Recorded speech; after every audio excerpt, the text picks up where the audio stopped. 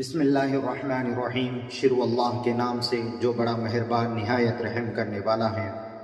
محترم عزیز بھائیوں، کل ہمارے شہر بیڑ میں امام کونسل کا پروگرام ہوا، جس میں نیشنل سیکریٹری حضرت مولانا مفتی محمد حنیف احرار قاسمی دامت برکاتہم تشریف لائے تھے۔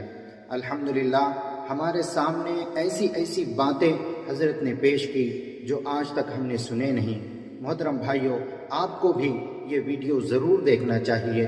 آپ اپنا قیمتی 1 گھنٹہ نکال کر اس ویڈیو کو ضرور دیکھیں، تاکہ آپ کو مسلم مخالفین جتنے ہیں، RSS، بجرنگ دل، جو ہمارے خلاف پروپیگنڈا بنا رہے ہیں، آپ کو انشاءاللہ اس ویڈیو میں ضرور سمجھ میں آئیں گا۔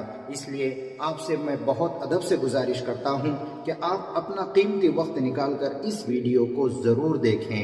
مولانا عرفان دولت ندوی صاحب، ریاستی جنرل سیکرٹری جناب مفتی واحد الزمان قاسمی صاحب، مولانا آصف صاحب، اور ہمارے سامنے موجود بھیڑ کے ذمہ دار علماء کرام، دانشوران، محترم بزرگوں، بھائیوں، عزیز دوستوں، السلام علیکم ورحمۃ اللہ وبرکاتہ۔ آج کا یہ پروگرام بھیڑ کی تاریخ میں ایک نیا پروگرام ہوگا، اور ہمیں امید ہے کہ آپ حضرات کے قابلہ جذبات جو یہاں نمایاں ہیں، انشاءاللہ اس کے نتیجے بھی مستقبل میں بہت بہتر ہوں گے۔ رسول اللہ صلی اللہ علیہ وسلم نے ارشاد فرمایا تھا، خیر الناس من ينفع الناس، انسانوں میں بہتر وہ انسان ہے جو دوسروں کو نفع پہنچاتا ہے، اور جو سب سے زیادہ نفع پہنچانے والا ہے وہ اللہ تعالیٰ کو سب سے زیادہ پسندیدہ ہے۔ اسی کو قرآن شریف میں کنتم خیر امۃ اخرجت للناس کے ایک ورڈ میں بیان کیا ہے، تم کو بہترین امت بنایا ہے کیونکہ تم دوسرے انسانوں کے لیے پیدا کیے گئے ہو۔ دوسرے انسانوں کے لیے پیدا کیوں کیا گیا ہے؟ یہ 18,000 مخلوقات میں انسان کی فضیلت کے لیے وجہ امتیاز ہے۔ یہی ایک وجہ ہے جس کی وجہ سے انسان کو ہم دوسرے مخلوق سے ممتاز گردانتے ہیں۔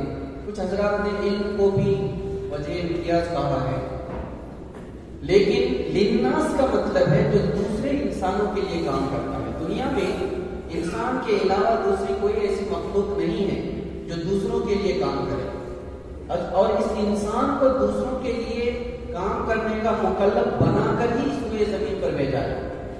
اپنی زندگی جینا، اپنا گھونسلہ بنانا، اپنا پیٹ بھرنا، اپنے بچوں کی پرورش کرنا، یہ دوسرے مخلوق بھی کرتی ہے، لیکن انسان کو خیر امت اللہ تعالیٰ نے اس لیے بنایا ہے۔ امت ہی صرف نہیں، خیر امت بنایا ہے۔ امت بولتے ہیں قوم مع رسالہ، ایسی قوم جس کے ساتھ اللہ تعالیٰ کا پیغام ہوتا ہے، اس کو امت بولتے ہیں۔ اس امت میں بھی بے شمار امتیں پیچھے گزر چکی ہیں، ان میں سب سے بہتر امت اور آخری امت اللہ تعالیٰ نے اس امت کو بنایا ہے۔ تو اس امت کی تخلیق میں کچھ نہ کچھ تو وجہ ہوگی، کچھ نہ کچھ تو فرق ہوگا، جس کی وجہ سے ہم کو خیر امت کہا جا رہا ہے۔ خیر امت مہم، یہ جو آل انڈیا امامس کونسل پورے ملک کے اندر ہر سال ربیع الاول کے مہینے میں پہلے حب النبی کے نام سے مہم چلاتی تھی، اب اسوہ رسول کے نام سے مہم چلاتی ہے۔ حب النبی ایک نظریاتی سلوگن ہے، اور اسوہ رسول ایک عملی نعرہ ہے۔ ابھی جو موجودہ حالات ہے اس میں اسوہ رسول مہم کی بہت بڑی اہمیت ہے، اور ہم ہیں خیر امت، یہ ہم لوگوں نے اس لیے منتخب کیا ہے کہ اس وقت ملک کے جو ماحول ہے، اس ماحول کے اندر خاص طور سے مسلمان کہلانے والے لوگ اور مسلمانوں کی نئی جنریشن وہ اپنے امیج کو، خصوصیت اور امتیاز کو بھلا کر وہ اس راستے پر چل رہی ہے جن کو ہم خیر امت نہیں کہہ سکتے. اس لیے ارتداد کے راستے پر چلنے سے پہلے، بے دینی کی تہذیب کو قبول کرنے سے پہلے، اسلام کے خلاف کوئی بھی عمل کرنے سے پہلے ہم کو یہ احساس ہونا چاہیے کہ ہم خیر امت ہیں. ہم لوگوں نے دیکھا ہے جس وقت 3 طلاق بل کے اوپر قانون بنایا گیا، اس وقت ایک طرف مسلم کمیونٹی کی باپردہ خواتین کھڑی تھی جو یہ کہتی تھی کہ اسلامی شریعت کے اندر مداخلت ہم کو منظور نہیں ہے. اسی وقت دوسری طرف بھی اس سے زیادہ پردہ کرنے والی خواتین، اس سے زیادہ شریعت کو سمجھنے کا دعویٰ کرنے والے خواتین کھڑی تھی جو یہ کہتی تھی کہ 3 طلاق ہمارے لیے عذاب ہے، اس سے نجات دلانا ہمارے لیے ضروری ہے، یہ شریعت کا حکم نہیں ہو سکتا ہے، اس پر قانون بنانا فرض ہے، لازم ہے. یہ کیوں ہو رہا تھا یہ ہم لوگوں کو سمجھنے کی ضرورت ہے. تو ہم لوگوں کو آج کے حالات سمجھ میں آ جائیں. اصل میں اس ملک کے اندر جو ہمارا دشمن ہے، جس کو ہم لوگ RSS کہتے ہیں یا سنگ پریوار کہتے ہیں، RSS کے ساتھ مل کر کام کرنے والے جتنے لوگ ہیں وہ سب لوگ سنگ پریوار کہلاتے ہیں. ان کا مشن ہے اس ملک سے مسلم کمیونٹی کو ختم کرنا ہے، مسلم شناخت کو ختم کرنا ہے، مسلم تہذیب کو ختم کرنا ہے. وہ ختم کرنے کے لیے جب بھی ان کو کوئی قانون بنانا ہے یا کوئی فیصلہ کرنا ہے تو ان کے سپورٹ میں مسلمان نام کے لوگ کھڑے ہونا چاہیے. اس لیے میڈیا کے ذریعے سے، پروگراموں کے ذریعے سے، سوشل میڈیا کے ذریعے سے الگ الگ ویڈیوز، الگ الگ آڈیو، الگ الگ مقررین کے تقریرات، الگ الگ تحریروں کے ذریعے سے انہوں نے ذہن سازی کرنے میں اس حد تک کامیابی حاصل کری ہے کہ ایک بہت بڑی ٹیم ان کے لیے کام کر رہی ہے. ہم لوگ یہ سوچ رہے ہیں کہ مسلم لڑکیاں مرتد ہو رہی ہیں، غیر مسلموں کے ساتھ شادی کر رہی ہیں. صرف اتنا نہیں ہے، مسلم لیڈر بک رہے ہیں، مسلم علماء بک رہے ہیں، مسلم قائدین بک رہے ہیں، مسلم سیاسی قائدین، سیاسی رہنمائی جن کے اوپر ہم کو بھروسہ ہے، ہم ان کے اوپر بھروسہ کر کے اپنا سب کچھ ان کے پیچھے وار دینے کے لیے تیار ہیں، وہ لوگ بھی بک رہے ہیں، وہ لوگ بھی مرتد ہو رہے ہیں، اپنے ایمان کا سودا کر رہے ہیں، اپنے ضمیر کا سودا کر رہے ہیں، اپنی قوم کا سودا کر رہے ہیں اور اپنی آنے والی نسلوں کے مستقبل کا سودا کر رہے ہیں. تو جب یہ صورتحال ہے، اس وقت تقریباً 11 مسلم تنظیمیں جس میں مسلم راشٹریہ منچ ہے، مسلم مہیلا راشٹریہ منچ ہے، اور اخیل بھارتی علماء پریشد ہے، اور انڈیا امامس آرگنائزیشن ہے جس کو عمر الیاسی چلا رہا ہے. ایسے بہت ساری تنظیمیں، مسلم نام پر کام کرنے والی تنظیمیں RSS کے لیے کام کر رہی ہیں. کیوں؟ اس لیے کہ جب بھی BJP کو کوئی قانون نافذ کرنا ہوگا، جب مسلمان ادھر سے مخالفت پہ کھڑے ہوں گے تو ادھر سے بھی وہ مسلمانوں کو کھڑا کریں گے کہ یہ اصل مسلمان ہیں جو ہمارے سپورٹ پہ کھڑے ہیں. اس وقت خیر امت کے اندر جو دراڑ پیدا کیا گیا ہے اور خیر امت کو جو خانوں میں تقسیم کیا گیا ہے، اس امت کو پھر سے خیر امت بنانے کی ذمہ داری ہم لوگوں کی ہے. ایسے وقت میں ہم ہیں خیر امت کا ایک نعرہ کتنی اہمیت رکھتا ہے یہ شاید ہم لوگ خود سے سمجھ سکتے ہیں. ابھی کے جو حالات ہیں اس میں میں مختصر کم وقت میں آپ لوگوں کے سامنے اشارہ کر رہا ہوں، آپ لوگ اس کو سمجھنا ہے اور میں امید رکھتا ہوں کہ انشاءاللہ آپ یہ دوسروں تک منتقل کریں گے انشاءاللہ. سب سے پہلے کسی بھی چیز کے وجود کو تسلیم کیا جاتا ہے. اگر اس مائک کا وجود نہیں ہے تو اس کے اوپر کوئی حکم نہیں لگایا جاتا. اس ملک میں مسلمانوں کے وجود کو اگر تسلیم نہیں کیا جاتا ہے تو مسلمان اس ملک کے اندر کیڑے مکوڑے کے برابر بھی نہیں ہے. آج اس ملک کے اندر مسلمانوں کے وجود پر حملہ کیا جا رہا ہے. مسلمانوں کے دستوری وجود کو بھی ختم کرنے کی کوشش کی جا رہی ہے اور مذہبی وجود کو بھی ختم کرنے کی کوشش کی جا رہی ہے.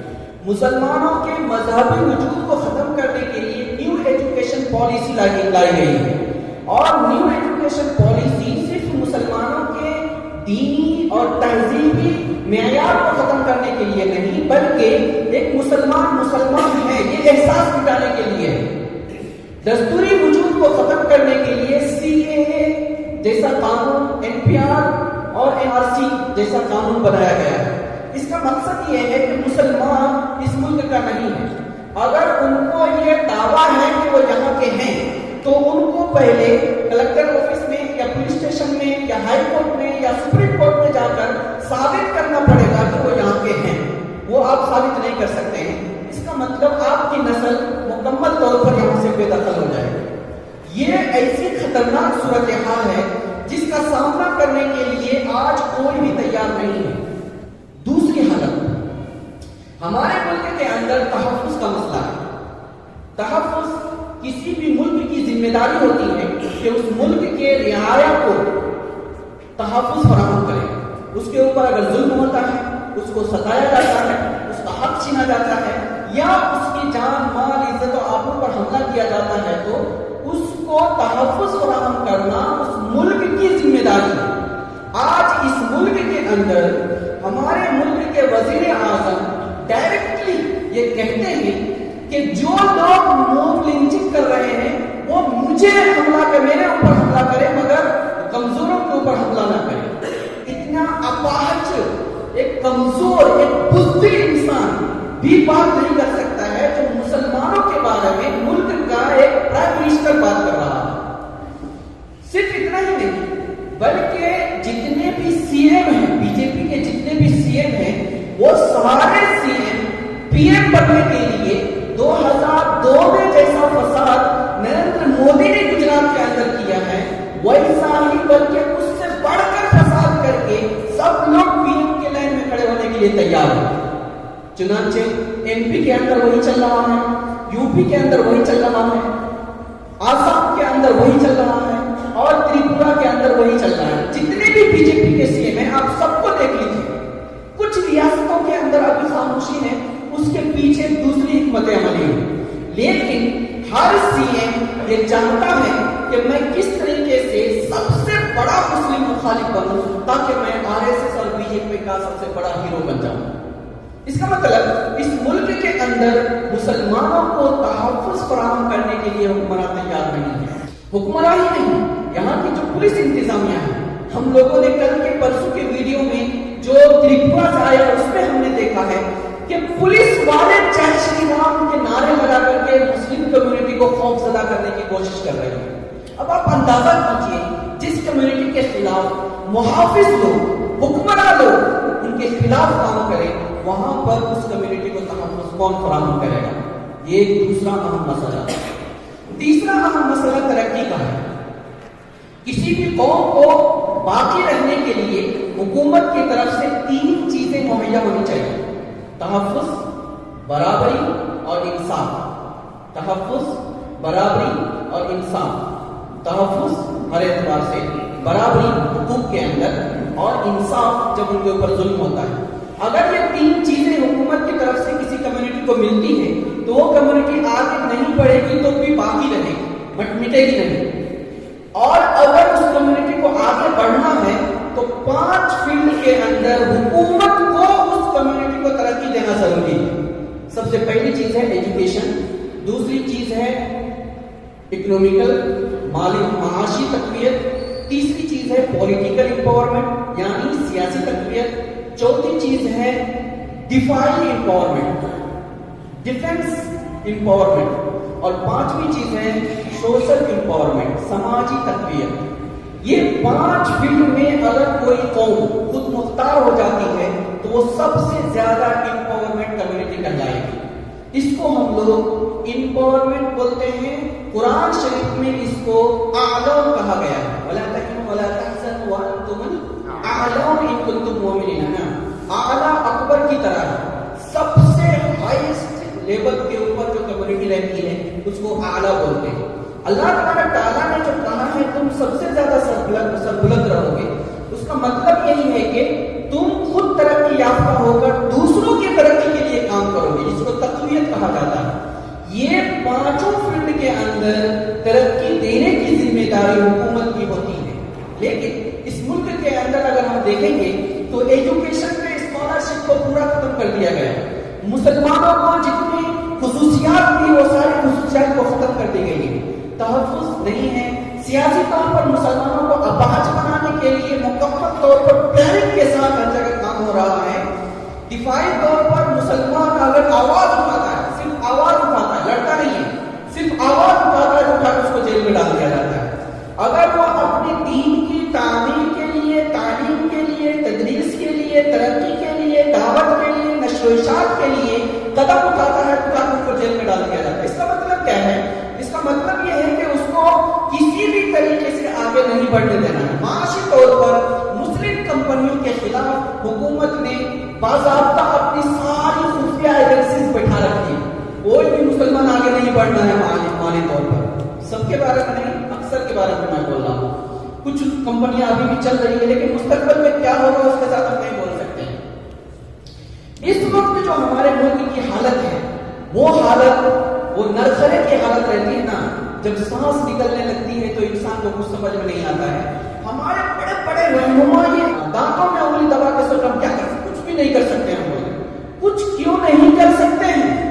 آپ کے پاس تو ہاتھ دیا اللہ تعالیٰ نے، تو آنکھ دیا ہے، دماغ دیا ہے، تو پیر دیا ہے، یہ جسم دیا ہے، اتنے افراد دیے ہیں، اتنے وسائل دیے ہیں، اتنے اسباب تو تاریخ انسانیت میں مسلمانوں کے پاس کبھی نہیں تھے. اتنے ذرائع مسلم قوم کے پاس کبھی نہیں تھے جتنے آج ہیں. پھر بھی مسلم قائدین، مسلم رہنما، مسلم لیڈران، مسلم پیشوا یہ کہتے ہیں کہ ہم کچھ نہیں کر سکتے. کیوں نہیں کر سکتے؟ یہ صرف یہ کہہ نہیں رہے ہیں کہ ہم کچھ نہیں کر سکتے ہیں، وہ قوم کو بتا رہے ہیں کہ تم کو کچھ نہیں کرنا ہے. وہ قوم کو میسج دے رہے ہیں تم کو کچھ نہیں کرنا ہے. ایسی صورتحال اس وقت پوری کمیونٹی کے سامنے. اگر ایسی صورت ہے تو پھر یہ جو ہم ہے خیر امت، اس کا کوئی نہ کوئی مفہوم تو ہونا چاہیے. خیر امت کا ایک مقصد ہے.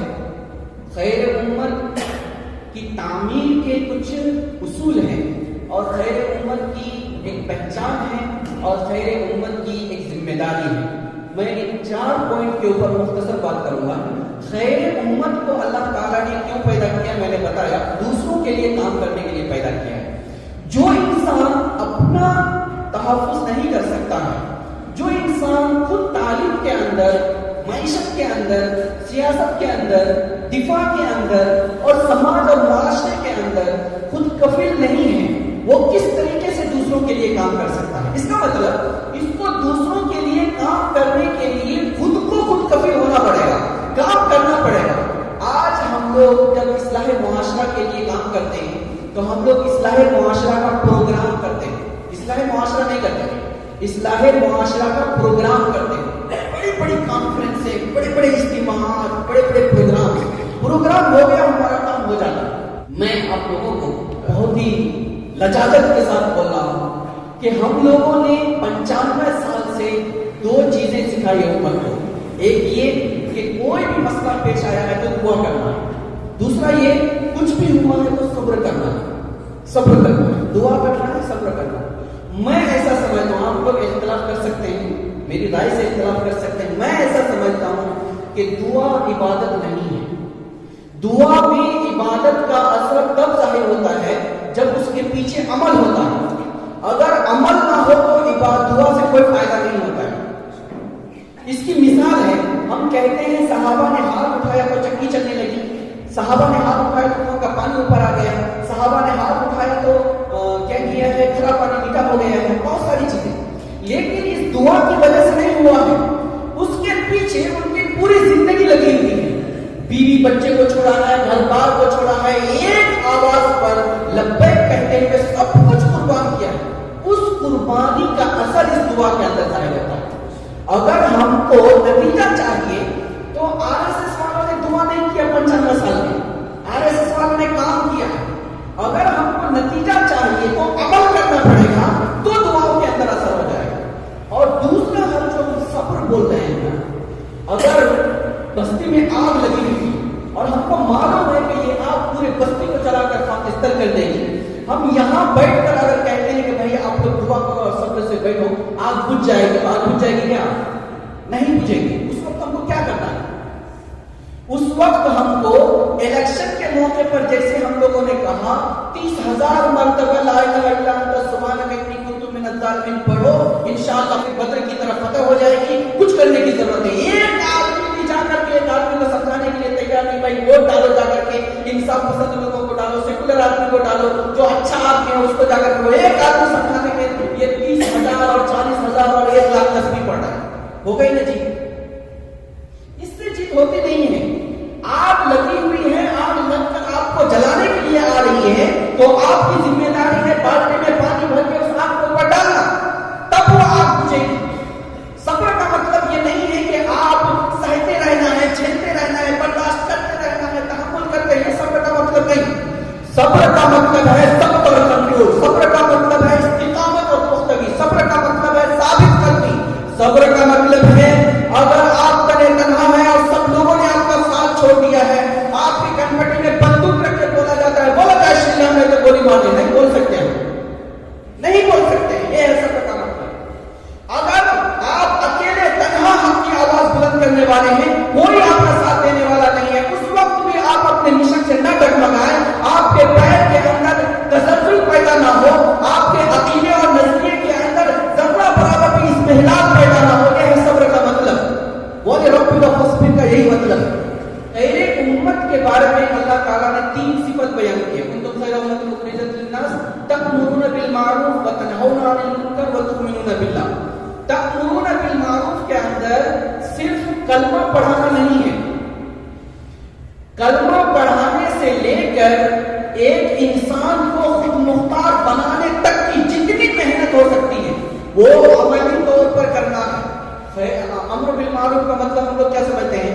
ہم لوگ سمجھتے ہیں کہ میں نے کہا کہ بھائی صاحب نماز پڑھو، نماز نہیں پڑھ رہا ہے، میری ذمہ داری ختم ہو گئی، میں نے امر بالمعروف میں عمل کرنا نہیں کرنا اس کی ذمہ داری ہے، ہم لوگوں نے سب اس کے اوپر ڈالا ہے، اللہ تعالیٰ کے اوپر ڈال دیا۔ اللہ توفیق دے گا تو ہو جائے گا۔ یہ توفیق اللہ تعالیٰ کب دیتا ہے؟ توفیق کی تعریف کرتے ہیں توجیہ الاسباب نحو المطلوب بالخیر، اچھی چیز کے لیے اسباب مہیا کرتا اللہ تعالیٰ۔ ہم لوگ اسباب نہیں اختیار کرتے، ہم لوگ ڈیوٹی پورا کرتے ہیں۔ ہم لوگ ایک بار کہیں گے بھائی صاحب نماز پڑھا، ہم سمجھتے ہیں کہ ہماری ذمہ داری ختم ہو گئی۔ جب تک وہ انسان جو نماز نہیں پڑھ رہا ہے نماز پڑھنے نہیں لگ جاتا تب تک ہماری ذمہ داری ختم نہیں ہوتی، امر بالمعروف نہیں ہوتا۔ جب تک ایک انسان ظلم کر رہا ہے وہ ظلم نہیں چھوڑ دیتا تب تک نہی عن المنکر نہیں ہو جاتا۔ جب تک ایک انسان ظلم بند نہیں کرتا، جب تک ایک انسان گناہ چھوڑ نہیں دیتا، جب تک ایک انسان برے عقیدے سے توبہ نہیں کر دیتا، جب تک انسان شراب سے دائر نہیں ہو جاتا، جب تک انسان زناکاری سے غلط تعلقات سے خود کو پاک صاف نہیں کر دیتا، تب تک امر بالمعروف اور نہی عن المنکر وجود میں رہتا ہے۔ وجودی امر ہے، وجودی امر ہے۔ الامر للوجود کے ساتھ للوجود بھی ہے، وجود کے لیے کام کرنا ہے تو امر بالمعروف ہو جائے گا، نہیں تو نہیں ہوگا۔ اور تؤمنون باللہ بولتے ہیں نا، تؤمنون باللہ کا مطلب ہم لوگ سمجھتے ہیں کلمہ پڑھ لیا توحید رسالت آخرت کا یقین کر لیا تو ہو گیا تؤمنون باللہ۔ تؤمنون باللہ ولا تهنوا ولا تحزنوا وانتم الاعلون ان کنتم مؤمنین ہے نا، وہی تؤمنون ہے، کسی تؤمنون سے مومنین ہے۔ وہاں صرف ایمان لانے سے تم کو سربلندی مل جائے گی ایسا نہیں ہے، بلکہ ایک مومن کا مطلب ہے اس کا ایمان اتنا مضبوط ہونا چاہیے، ان کا عقیدہ، ان کا مشن، ان کا طریقہ کار، ان کا ویژن، ان کا عمل اتنا پختہ ہونا چاہیے کہ وہ اگر کلمے کی دعوت دے رہا ہے تو، وہ اگر سماج کی اصلاح کے کام کر رہا ہے تو، وہ اگر سیاست کے میدان میں لڑ رہا ہے تو، وہ اگر سماجی طور پر ڈیولپ کا کام کر رہا ہے تو، وہ اگر تحفظ کے لیے کام کر رہا ہے تو، وہ کسی کی فیلڈ میں کام کر رہا ہے تو وہ انسان ڈگمگانا نہیں ہے، ہلنا نہیں ہے۔ ابھی کیا ہوگا؟ ابھی ہم لوگ ادھر سے نکلیں گے نا، پولیس والے پوچھیں گے گیٹ پہ آپ کہاں سے آئے تھے، آپ اس پروگرام میں کیسے، امام کونسل کے پروگرام میں کیسے آتے؟ وہ پولیس والے ان کے پیچھے پڑے ہوئے، میں نہیں آیا تھا، مجھے ایک آدمی بول دیا تھا اس لیے میں غلطی سے آ گیا ہے۔ اس کا مطلب آپ کے اندر ایمان نہیں ہے، اس کا مطلب سیدھا میں بول رہا ہوں آپ کے اندر ایمان نہیں ہے۔ بھائی وہ صحیح کام کر رہے ہیں، حق بات بول رہے ہیں، اس لیے ہم آئے تھے، اس میں کیا انہوں نے غلط کہا ہے جو ہم کو نہیں کرنا چاہیے؟ کون سی بات انہوں نے قانون کے خلاف، ملک کے خلاف، قوم کے خلاف، امت کے خلاف، ملک کے انتظامیہ کے خلاف کیا ہے وہ ہم کو بتائیے، ہم ان کو بولیں گے وہ نہیں کرے گا۔ یہ اگر ہمارے اندر ہے تو ہمارے اندر ایمان ہے۔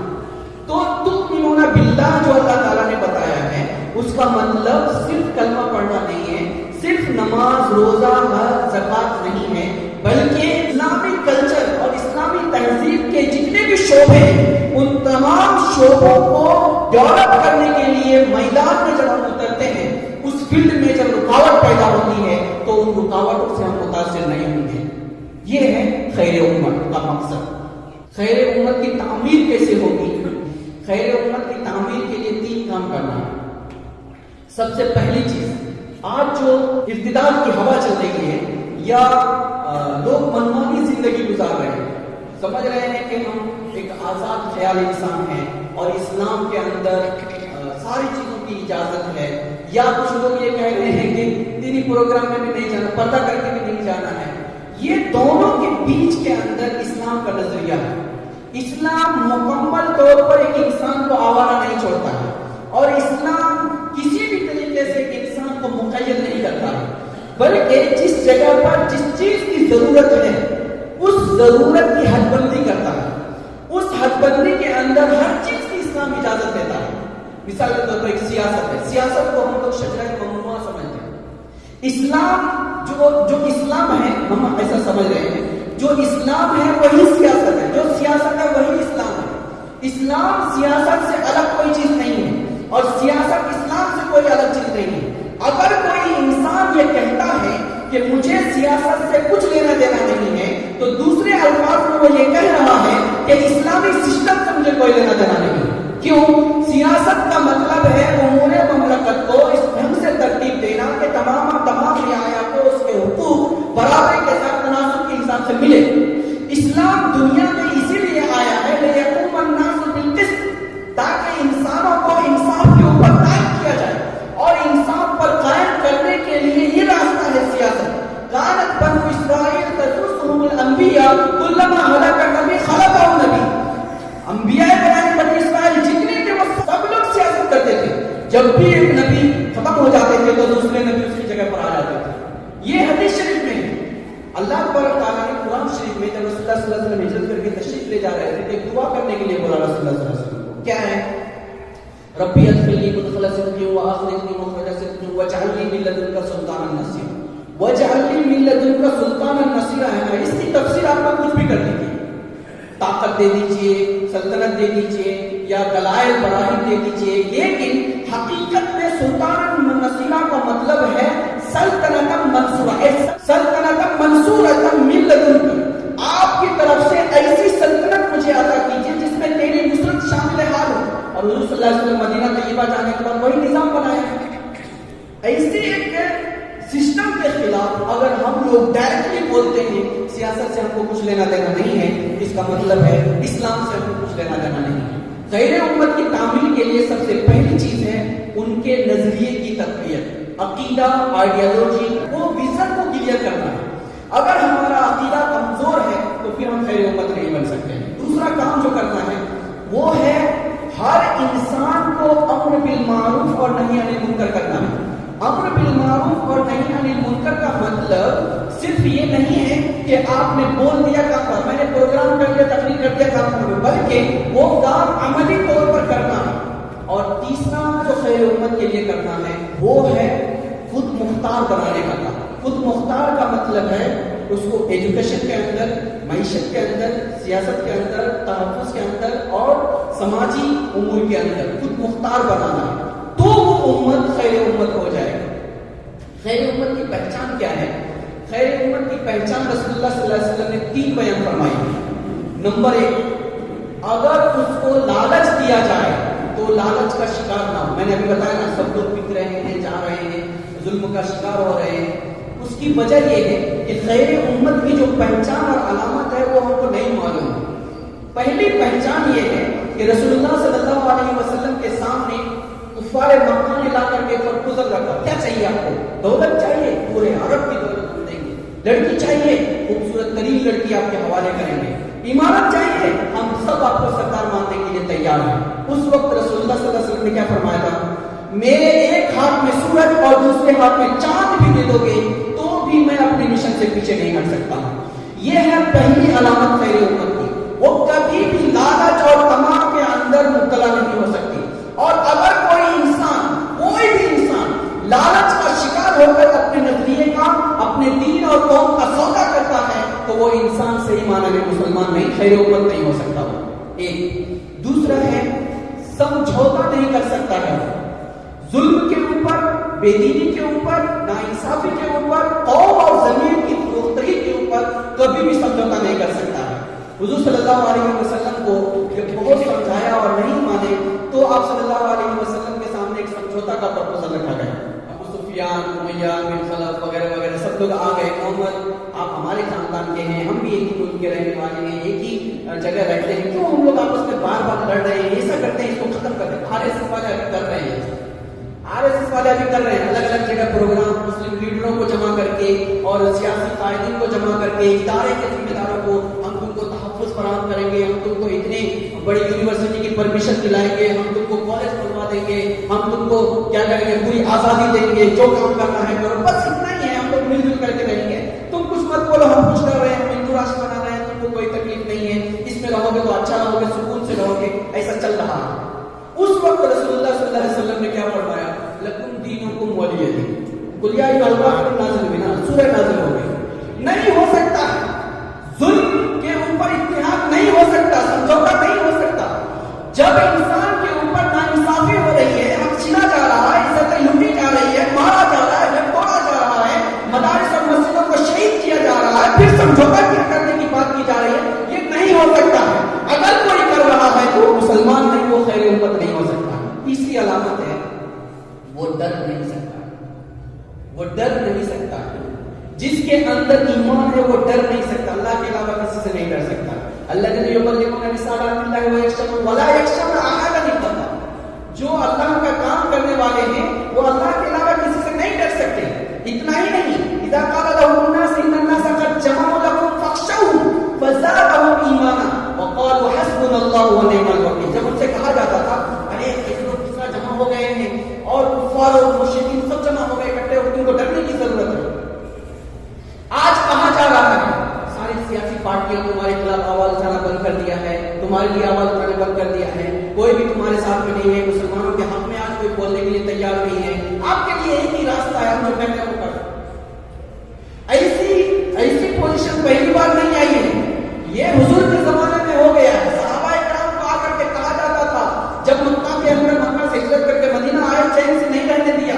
ہر ہفتہ ایک قاصد کو بھیج کے کہا جاتا تھا آج ہم نے اس سے سمجھوتا کیا ہے، آج ہم نے یہ کیا ہے، آج ہم نے یہ کیا ہے. ابھی بھی ایسا ہی ہو رہا ہے. صاحب نے فساد کیا ہے، کل روکٹ کی گئی ہے، کل بی جے پی والے یہ کر رہے ہیں، بی جے پی کا ایک نیتا نے یہ بیان دیا ہے، RSS والے نے یہ بیان دیا ہے. وہی ہو رہا ہے. وہ کہہ رہا ہے تم کو ڈرنا چاہیے. فخشوہم فزادہم ایمانا. جب ایک مومن کو ڈرایا جاتا ہے تو اس کا ایمان اور طاقتور ہوتا ہے، اس کا ایمان بڑھ جاتا ہے، وہ ڈرتا نہیں ہے. اسی لیے جب رسول اللہ صلی اللہ علیہ وسلم کو نعوذ باللہ شہید کر دینے کی سازش کی اور ننگی تلوار لے کر آپ کے حجرہ شریف کو چاروں طرف سے گھیر لیا، ایسے وقت میں بھی رسول اللہ صلی اللہ علیہ وسلم خائف نہیں ہوئے. یہ تین پہچان ہے. جو خیر امت ہوگا وہ کبھی سمجھوتا نہیں کرے گا.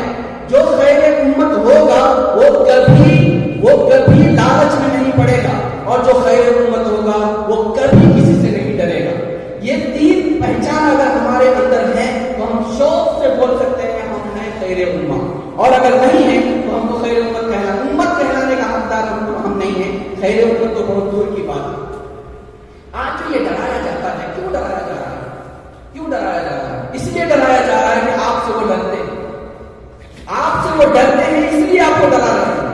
اگر آپ سے وہ نہیں ڈرتے، ان کو کوئی پرواہ نہیں ہوتی کہ یہ کچھ بھی کرے، ہم کو کوئی فکر نہیں. ان کو معلوم ہے یہی ایک قوم ہے جو ظلم کو روک سکتی ہے، یہی ایک قوم ہے جو ہماری طاقت کو ختم کر سکتی ہے، یہی ایک قوم ہے جو ہندوستان کے نقشے کو بدل سکتی ہے، یہی ایک قوم ہے جو دستور کو بالادستی دلا سکتی ہے، اور یہی وہ قوم ہے جو اپنے تحفظ کے ساتھ دوسرے تحفظ کے لیے قربان ہو سکتی ہے. یہی قوم ہے جس نے گورے انگریزوں کو بھگایا تھا، آج کالے انگریزوں کو بھی بھگانے کے لیے یہی ایک قوم کھڑی ہو سکتی ہے. اس لیے ان کو ڈر ہے. وہ ڈر اپنا ڈر نکالنے کے لیے آپ کو ڈرا رہا ہے. تلوار بانٹ کے ڈراتا ہے، فساد کر کے ڈراتا ہے، گھروں کو جلا کے ڈراتا ہے، آپ کو قید کر کے ڈراتا ہے، لیڈروں کو اٹھا کر کے ڈراتا ہے. یہ سب ڈرانے کے ہتھ کنڈے ہیں. ان ہتھ کنڈوں سے ایک مومن، ایک مسلمان کبھی نہیں ڈر سکتا، کبھی نہیں ڈر سکتا. ہم کبھی ڈرنے والے نہیں. ہم تو یہ کہتے ہیں زمانہ جب کبھی بارود کی بوچھار بنتا ہے زمانہ جب کبھی بارود کی بوچھار بنتا ہے، ہمارا حوصلہ فولاد کی دیوار بنتا ہے، اور تمہارا ظلم کافی ہے ہمیں بیدار کرنے کو، جو لوہا ضرب سہتا ہے وہی تلوار بنتا ہے۔ آج اگر ہمیں ظلم کی چکیوں میں پیسا جا رہا ہے تو انشاءاللہ اس ظلم کو مٹانے والے بھی ہم ہی ثابت ہوں گے۔ یہی ہے انشاءاللہ خیر امت کا مطلب وہی۔ خیر امت کی کچھ ذمہ داریاں ہیں، خیر امت کی کچھ ذمہ داریاں ہیں۔ سب سے پہلی ذمہ داری ہے وہ حق کی آواز بلند کرتی ہے۔ افضل الجہاد کلمۃ حق عند سلطان الجائر۔ جب ظالم بادشاہ، جب ہر طرف سے تم کو مارنے، دبانے اور ڈرانے کی کوشش کی جا رہی ہو، ایسے وقت میں حق بات بولنا یہ خیر امت کی اولین ذمہ داری ہے۔ آج دوسرے قوموں نے ہماری نسلوں کو یہ بتایا، تم مسلم لڑکی ہو، کالج میں پڑھتی ہو، تم کو عزت بچانا ہے تو سب پریوار کے پاس آ جاؤ۔ تم نوجوان ہو، تم کو عزت کے ساتھ رہنا ہے، ڈرنا نہیں ہے تو تم بجرنگ دل میں شامل ہو جاؤ۔ تم مسلم لیڈر ہو، رہنما ہو، تم کو اگر صحیح معنی میں ادارہ بچانا ہے، قوم کو بچانا ہے، اپنی عزت بچانا ہے، تمہاری فائل ہمارے پاس ریڈی ہے۔ کتنا پیسہ کمایا ہے، کتنے کی بلڈنگ بنایا ہے، کتنا پیسہ باہر چلایا ہے، کتنا پیسہ گھر میں چھپا کے رکھا ہے، وہ سب ہمارے پاس موجود ہے۔ یا تو ہمارے ساتھ آ جاؤ، نہیں تو جیل میں جانے کے لیے تیار ہو جاؤ۔ یہ پورا قاہرہ کر رہا ہے۔ ایسے وقت میں بھی آواز حق بلند کرنا ہے۔ ظالم ہر طرح سے آپ کو دبانے کی کوشش کرے گا۔ باہر سے پیسہ منگانا جرم نہیں ہے، اگر جرم ہے تو اس کے خلاف سب سے پہلے RSS کی انکوائری ہونی چاہیے۔ اس ملک میں سب سے زیادہ باہر کی فنڈنگ RSS کو ہو رہی ہے۔ اس ملک کے اندر باہر کی فنڈنگ کو سب سے زیادہ استعمال کرپشن اور فساد کے لیے RSS کر رہا ہے، اس کی انکوائری ہونی چاہیے۔ باہر سے فنڈنگ لانا یہ کوئی جرم نہیں ہے، یہ ایک بہانہ بنا کر جو غیر مجرمانہ چیز ہے اس کو مجرمانہ بنا کر کے مسلمانوں کو مبہوت اور مرعوب کرنے کی کوشش کی جا رہی ہے۔ حق بات بولنا ہے، چاہے کچھ بھی ہو جائے، چاہے ہم کو سلاخوں کے پیچھے جانا پڑے، چاہے ہم کو پھانسی پہ لٹکنا پڑے، چاہے ہم کو گولی کھانا پڑے، ہم کو حق بات بولنا ہے۔ یہ خیر امت کی پہلی ذمہ داری۔ دوسری ذمہ داری ہے انصاف کا قیام۔ ہم شہادت زور کبھی نہیں کر سکتے ہیں، شہادت حق کے لیے ہم کو تیار ہونا ہے، اور شہادت حق کا مطلب صرف عدالت کے اندر جا کے شہادت حق دینا ضروری نہیں ہے۔ شہادت حق کا مطلب اس وقت ہمارے ملک کے اندر اگر کوئی صحافی صحیح کام کر رہا ہے، چاہے وہ کسی بھی مذہب سے تعلق رکھتا ہو، اس ملک کے اندر اگر کوئی پولیس انسپکٹر کوئی صحیح کام کر رہا ہے، چاہے وہ کسی بھی مذہب سے متعلق ہو، اس وقت میڈیا میں کوئی بھی میڈیا کارکن اگر صحیح کام کر رہا ہے، اگر انتظامیہ کے اندر کوئی بھی لیڈر صحیح بات بولتا ہے، اس کی حمایت کرنا، اس کی شہادت دینا یہ ہمارے لیے ضروری ہے۔ اور شہادت کا مطلب صرف یہ نہیں ہے کہ ہم صرف گواہی دیں گے، شہادت کا مطلب یہ ہے کہ اس ملک کے حکمران کو صحیح طور پر انتخاب کرنے کی ذمہ داری آپ کی ہے، صحیح انتخاب کرنے کی ذمہ داری آپ کی ہے۔ جب ہم انصاف کے قیام کی بات کرتے ہیں، اقامت انصاف کی بات کرتے ہیں، تو شہادت حق کی بات کو کرنا ضروری ہے۔ اس وقت اگر ہم ذرہ برابر بھی حق اور انصاف کے قیام سے باہر ہٹتے ہیں تو ہم خیر امت نہیں کہلا سکتے ہیں۔ خیر امت کی دوسری بڑی ذمہ داری یہ ہے کہ ہم کو انصاف کے قیام کے لیے کام کرنا ہے۔ اور تیسری جو بڑی ذمہ داری ہے وہ ہے تحفظ کا انتظام کرنا۔ میں نے ابھی بتایا کہ آج مسلم لڑکیاں اس لیے غیر مسلم کے ساتھ نہیں جا رہی ہیں کہ اس کو کھانے کے لیے مسلمانوں کے پاس نہیں مل رہا، بلکہ ان کو جس طریقے سے 3 طلاق بل کے پاس مسلم عورتوں کو سمجھا کر RSS کے لوگوں نے ٹریننگ دے کر ان کو یہ سمجھایا تھا کہ تمہارے خلاف یہ قانون ہے، تم کو اگر امن و امان کے ساتھ اور اسلام کے جرم، ظلم اور جور سے بچنا ہے تو یہ قانون کا سپورٹ کرنا پڑے گا۔ ایسا ہی کالج میں پڑھنے والی بچیاں، ملازمت کرنے والی بچیاں، کھلے عام گھومنے پھرنے والی بچیاں، مخلوط زندگی گزارنے والی بچیاں، ان کو یہ سمجھایا جاتا ہے دیکھو وہاں پر اتنے لوگوں نے ایک لڑکی کی عزت کی، یہاں پر اتنے لوگوں نے مل کر ایک بچے کو موب لنچنگ کر دی ہے، وہاں پر ایک مولانا کے گھر میں جا کر کے رات کو اس کو مار دیا ہے، وہاں پر اتنے بڑے مولانا کو اٹھا کر جیل میں ڈال دیا ہے۔ تم کو کیا کرنا ہے؟ تم کو محفوظ رہنا ہے تو ہمارے ساتھ آنا پڑے گا۔ یہی تحفظ ہے، یہی تمہاری بقا ہے۔ یہی تمہارے، تم اگر چاہتے ہو اور چاہتی ہو کہ تمہارے بچوں کو نیزے پہ نہ اچھالا جائے، اور تم چاہتی ہو کہ تمہارا پیٹ چیر کر کے تمہارے بچوں کو قتل نہ کیا جائے، اور تم چاہتی ہو کہ تمہارے ساتھ 10 اور 15 RSS کے گنڈے عزت نہ لوٹے، تو تم کو غیر مسلم ہونا چاہیے. یہ سمجھانے میں وہ کامیاب ہو رہے ہیں. ہم نے آج تک یہ نہیں سمجھایا کہ مسلمان دنیا کے اندر جیتا ہے تو ایمان کے ساتھ جیتا ہے، اور جب دنیا سے جاتا ہے تو ایمان کے ساتھ جاتا ہے. اسلام اور ایمان ہی انسان کی ضمانت دیتا ہے، تحفظ کی ضمانت دیتا ہے، عزت کی ضمانت دیتا ہے. وَلِلَّهِ الْعِزَّةُ وَلِرَسُولِهِ وَلِلْمُؤْمِنِينَ کا پیغام سناتا ہے. یہ ہم سمجھانے میں کامیاب نہیں ہوئے. ماں باپ بھی، بھائی بھی، شوہر بھی، رشتہ دار بھی، کوئی بھی آج اپنی اولاد کی ذہن سازی میں کامیاب نہیں ہے. اس کی وجہ سے ہماری اولاد آج دوسروں کے ساتھ جا رہی ہے، ہماری بچیاں دوسروں کے ساتھ جا رہی ہیں. ان کو یہ سمجھانا ہے کہ تحفظ اسلام دیتا ہے. جس وقت عورتوں کو زندہ درگور کیا جاتا تھا، جس وقت ان کو ویشیاؤں کی طرح استعمال کر کے چھوڑ دیا جاتا تھا، جس وقت ان کو وراثت سے بے دخل کر دیا گیا تھا، جس وقت ان کو کوئی سماج میں عزت دینے کے لیے تیار نہیں تھا، جس وقت ان کو مجنون اور جن کہہ کر کے، بھوت اور پریت کہہ کر کے سماجی حقوق سے محروم کر دیا گیا تھا، اس وقت اسلام نے عورتوں کو عزت دیا ہے. آج وہ عورتوں کے تحفظ سے کیسے بیگانہ ہو سکتا ہے؟ آج وہ اس کی ذلت کو کیسے برداشت کر سکتا ہے؟ یہ اگر ہم یقین دہانی کرانے میں کامیاب ہو جاتے ہیں، خدا کی قسم کوئی بھی مسلم لڑکی غیر مسلم کے ساتھ نہیں جا سکتی. کوئی بھی مسلم ماں بہن غیر مسلم کے ساتھ نہیں جا سکتی ہے. آپ لوگوں کو شاید معلوم ہے کہ نہیں معلوم ہے، ہر گھر میں RSS کا ممبر ہوگا. ابھی موہن بھاگوت کا بیان پونے میں ہوا ہے، ابھی گزشتہ ہفتے نہیں کچھ پہلے. ہر گھر میں RSS کا ایک ممبر ہونا. کیا مطلب؟ اس کا مطلب یہ ہے کہ آپ کی بیوی، آپ کی بہن، آپ کی ماں، آپ کی رشتے دار میں سے کسی بھی عورت کے ساتھ کسی بھی آدمی کی دوستی ہو سکتی ہے. اور قانون جو بنایا ہے، شادی شدہ مرد عورت کا ناجائز تعلق اب قانونی جرم نہیں ہے. اس کا مطلب آپ سے دوستی کر سکتے ہیں، آپ کی ماں بہن سے دوستی کر سکتے ہیں. ایسی ایک خطرناک صورتحال اس ملک میں پیدا کرنے کے لیے ہمارے گھروں تک RSS دستک دے رہا ہے، ہمارے گھروں تک دستک دے رہا ہے، ہمارے دروازے تک پہنچ رہا ہے. ہماری ماں بہنوں کی عزتوں کے اوپر نگاہیں گاڑا ہوا ہے، ہمارے اوپر ان کی نگاہیں بہت مضبوطی کے ساتھ گڑی ہوئی ہے. کیا ہم لوگ ایسی صورت میں ایک بیگانگی کی زندگی جینے کے لیے تیار ہیں اور پھر ہم اپنے آپ کو خیر امت کہلا سکتے ہیں؟ نہیں کہلا سکتے. اس ملک کے اندر ہندو ہمارا دشمن نہیں ہے، سکھ ہمارا دشمن نہیں ہے، عیسائی ہمارا دشمن نہیں ہے، دلت آدیواسی ہمارا دشمن نہیں ہے، SC ST OBC ہمارا دشمن نہیں ہے، کوئی ہمارا دشمن نہیں ہے. اس ملک میں ہمارا دشمن ایک ہے، وہ ہے سنگ پریوار، وہ ہے RSS. وہ دشمن کیوں ہے؟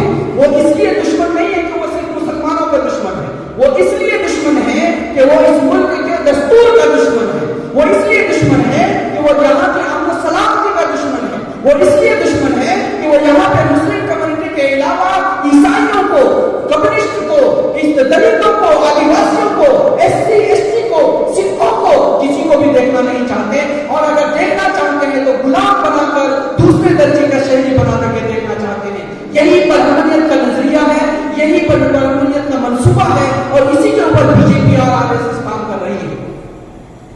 اگر ہم کو اس وقت اس ظلم سے اور اس ناگہانی حالات سے نکلنا ہے تو ہماری ذمہ داری ہے کہ ہر غیر مسلم کے پاس جا کر آپ کو سمجھانا پڑے گا کہ آپ کا بھی دشمن RSS ہے، جس طرح ہمارا دشمن RSS ہے. مسلمان کسی کا دشمن نہیں، ہندو کسی کا دشمن نہیں، سکھ عیسائی کسی کا دشمن نہیں. اس ملک کے اندر دشمن صرف اور صرف سنگ پریوار ہے. یہ ہمیں سب کو بتانا پڑے گا. اسی کے بعد ہم کوئی بھی دائرہ عمل طے کر سکتے ہیں. اگر ہم دشمن میں تفریق نہیں کرتے اور امتیاز کے ساتھ نہیں بتاتے تو ہم کوئی بھی کام نہیں کر سکتے ہیں. حضور صلی اللہ علیہ وسلم نے صحابہ کرام کو دشمن کی پہچان کرائی تھی، اور پہچان کرا کر اس کے خلاف صحابہ کرام کو تیار کیا تھا. بدر کے میدان میں 313 کو لا کے کھڑا کیا تھا.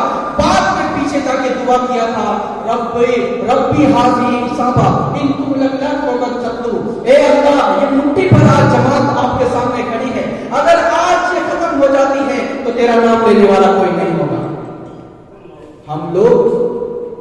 ہم لوگ کام کر رہے ہیں، نہیں کر رہے ایسا نہیں. آل انڈیا امامس کونسل کا نظریہ ہے مسلم امت کے فلاح بہبود کے لیے جو بھی تنظیم جس لائن سے کام کر رہی ہے اس کے ساتھ مل کے کام کرنا ہے. ہمارا نظریہ، ہمارے پاس 2 ہاتھ ہے تو ہم 2 کام کر سکتے ہیں، 50 ہاتھ ہوں گے تو 50 کام ہو جائے گا. ایک تنظیم ہے تو 1 کام کرے گی، 10 تنظیمیں ہیں تو 10 کام کرے گی. سب ایک دوسرے کا معاون بن کے کام کرنا ہے. مسلم غیر مسلم سارے تنظیموں کے ساتھ مل کر کے ظلم کے خلاف آواز اٹھانا ہے، تبھی جا کر کے ہم کامیاب ہو سکتے ہیں. اس ملک کے اندر مسلمانوں کی تعداد 35 کروڑ ہے. مسلمانوں کی تعداد 35 کروڑ ہے. گورنمنٹ 2011 سینسس رپورٹ کے حساب سے 19 کروڑ ہے. 19 کروڑ ہے گورنمنٹ کے حساب سے. اگر 19 کروڑ ہم مان لیتے ہیں، اس 19 کروڑ میں سے اگر آپ 1 کروڑ کو صرف یہ سمجھائیں کہ اس ملک کے اندر تمہارا حق RSS سے زیادہ ہے، اس ملک کی تحفظ کی ذمہ داری تمہاری RSS سے زیادہ ہے، اس ملک کے اندر دفاع کرنے کی ذمہ داری RSS سے تمہاری زیادہ ہے، اس ملک کے اندر دوسرے اقوام کو تحفظ فراہم کرنے کی ذمہ داری تمہاری ہے. اس ملک کے اندر ابھی قانون بنا رہے ہیں، مذہب تبدیل نہیں کر سکتے ہیں، قانون بنا رہے ہیں. مذہب تبدیل نہیں کرنے کا قانون غلام بنانے کا قانون ہے. مذہب تبدیل نہیں کرنے کا قانون بنانا دراصل غلام بنانے کا قانون ہے. یہ سب کو بتانا ہے. آج تمہارے نظریے کے اوپر پابندی لگائی جا رہی ہے، آج کل تمہاری سرگرمیوں کے اوپر پابندی لگائی جائے گی.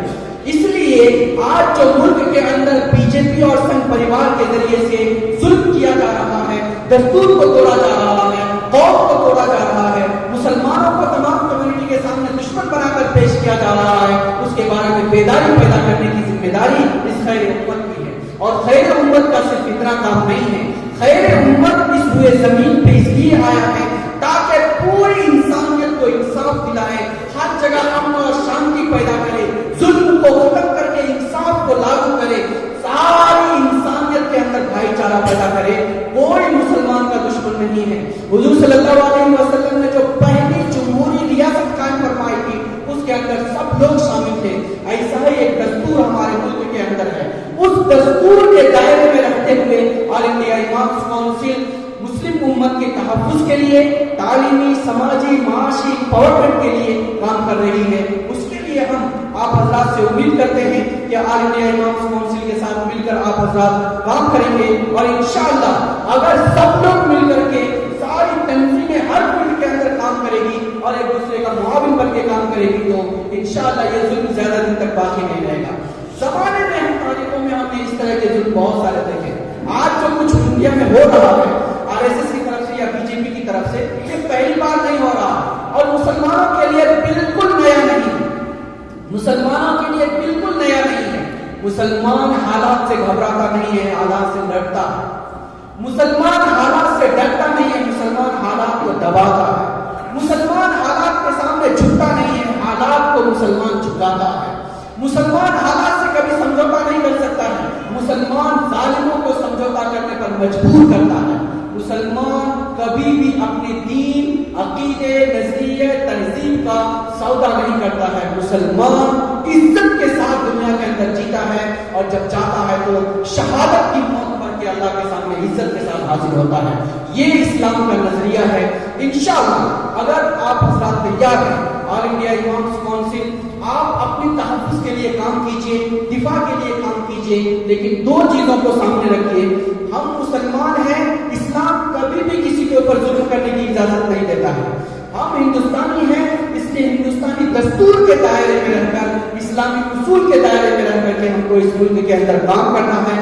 اس ملک میں مسلم امت کی تعمیر ترقی کے ساتھ ساتھ غیر مسلموں کو بھی، ان دلتوں، آدیواسیوں اور SC ST OBC لوگوں کو بھی تحفظ فراہم کرنے کی ذمہ داری، ان کو بھی تعمیر اور ترقی کے راستے پر گامزن کرنے کی ذمہ داری آپ کی اور مسلم امت کی ہے.